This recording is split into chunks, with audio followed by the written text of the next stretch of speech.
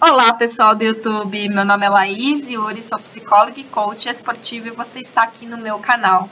Para mais informações sobre a psicologia do esporte, se inscreva aqui e aperte o sininho para mais notificações. Bom, se é a primeira vez que você acessa o canal, o primeiro vídeo meu que você está assistindo, então você tem que entender que a gente está no meio de uma saga com o tema competências psicológicas para o atleta de alto rendimento, de sucesso.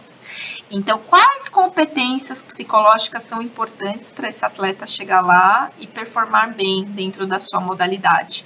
Se você quiser ver essa saga do começo, clique na playlist a respeito do tema.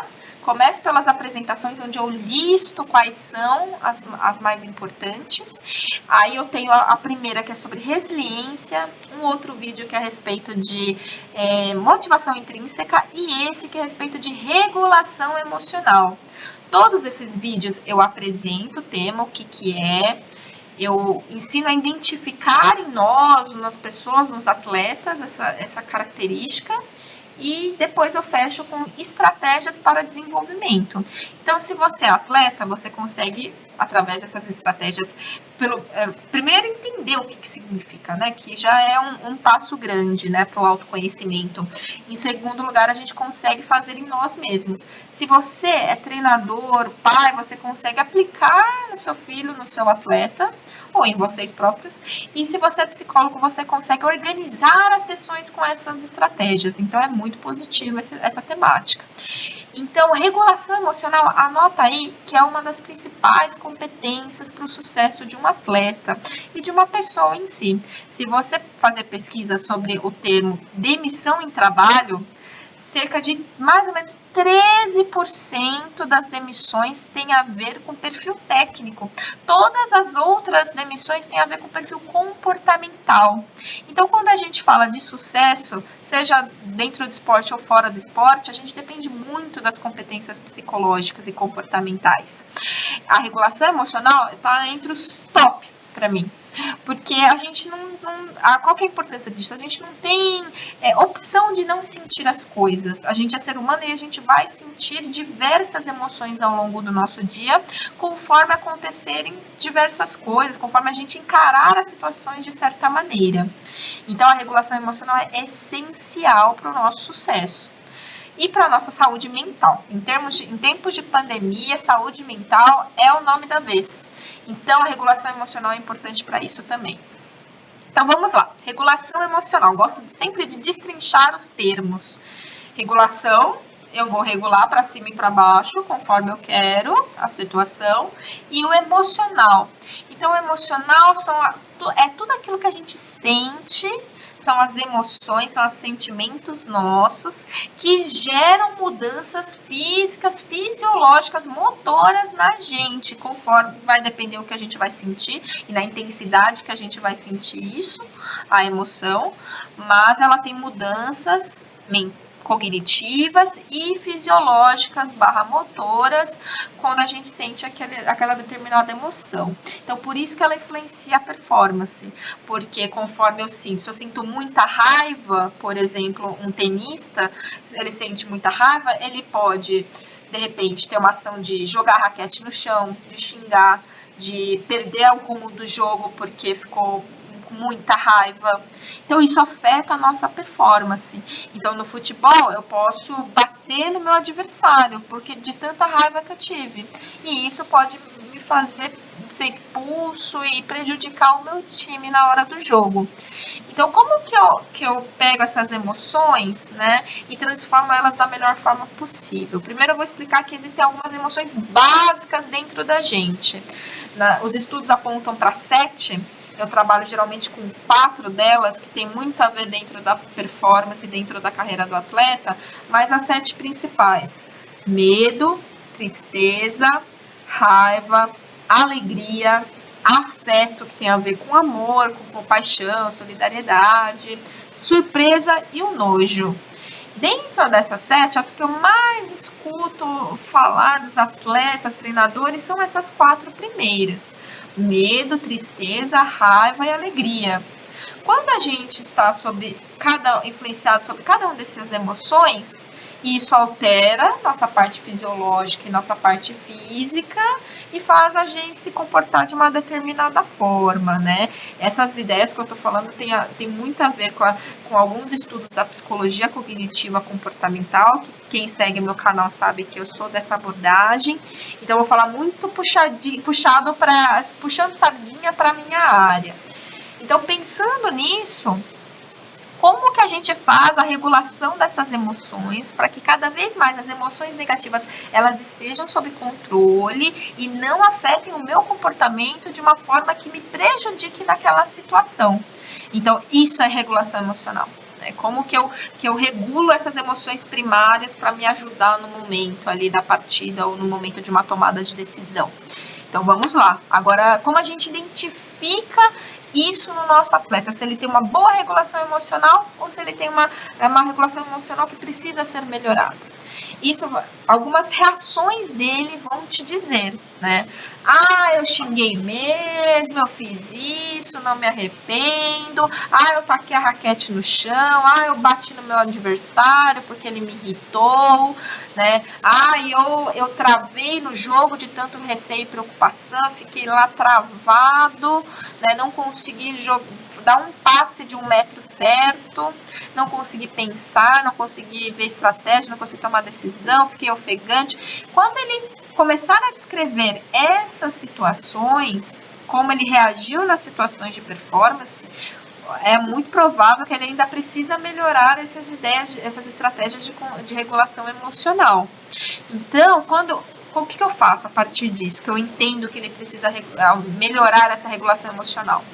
Eu trabalho o conceito de regulação emocional, a gente identifica situações onde ele eventualmente não está fazendo uma boa regulação emocional, dentro e fora do jogo, e aí a gente cria algumas estratégias para essa regulação. A primeira delas, que eu acho que eu já abordei em algum momento, em algum vídeo aqui, é a reestruturação do pensamento cognitivo. E essa estratégia, essa técnica, vocês vão ver que ela é coringa. Eu uso para o desenvolvimento de várias competências, porque ela é muito boa. Porque a partir do momento que a gente reestrutura algumas crenças, algumas ideias na nossa cabeça, ela vai facilitar com que a gente tenha melhores emoções e desenvolva melhor essas competências psicológicas. Lembrando que dentro da psicologia cognitiva, a gente entende que o pensamento é a primazia sobre as emoções. O que é isso?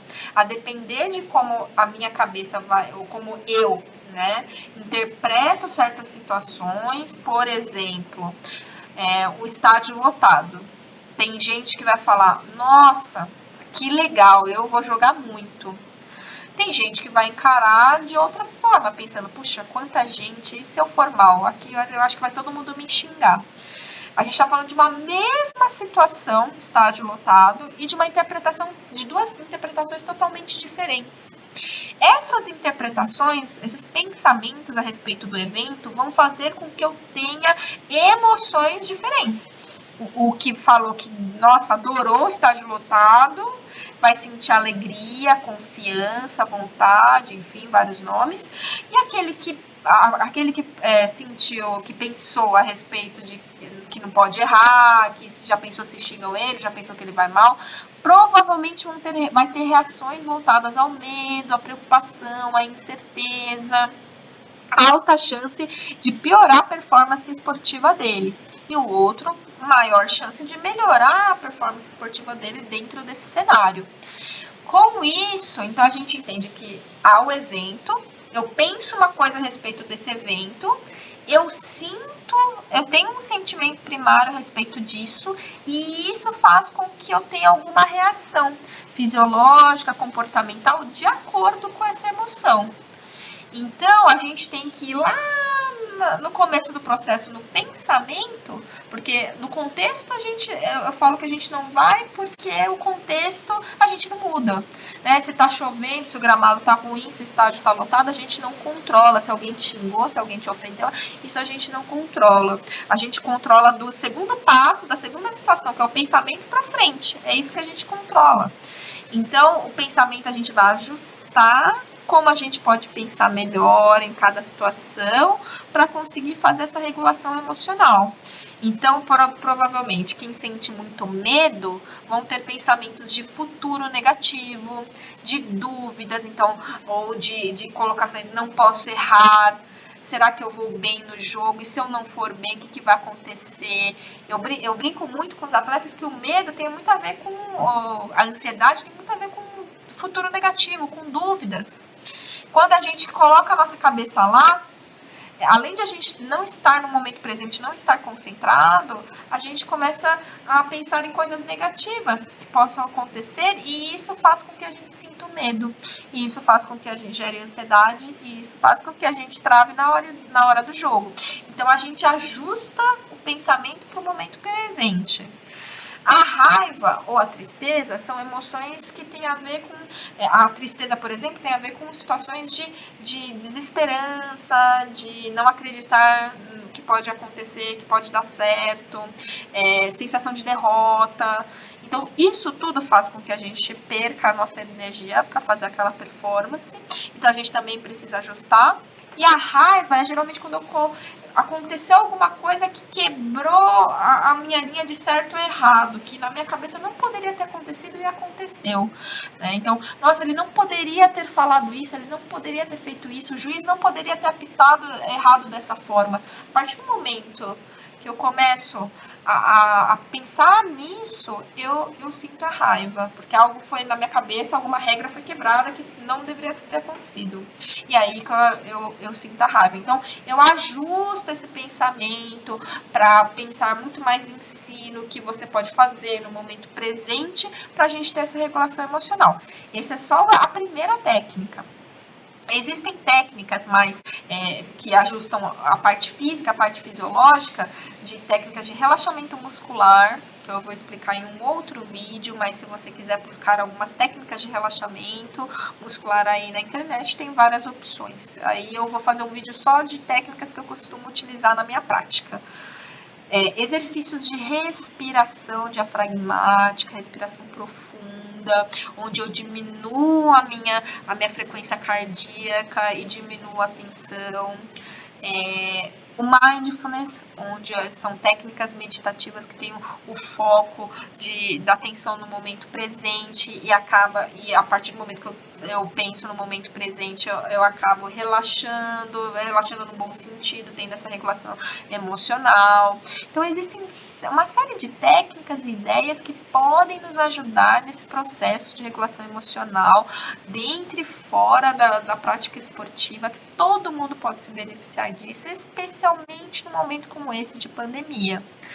Tudo bem? Então, ficou alguma dúvida? Se ficou alguma dúvida, escreva aqui nos comentários. E se você quer mais informações sobre essa área, mantenha aqui no canal ou acesse as minhas redes sociais para mais informações. Até mais!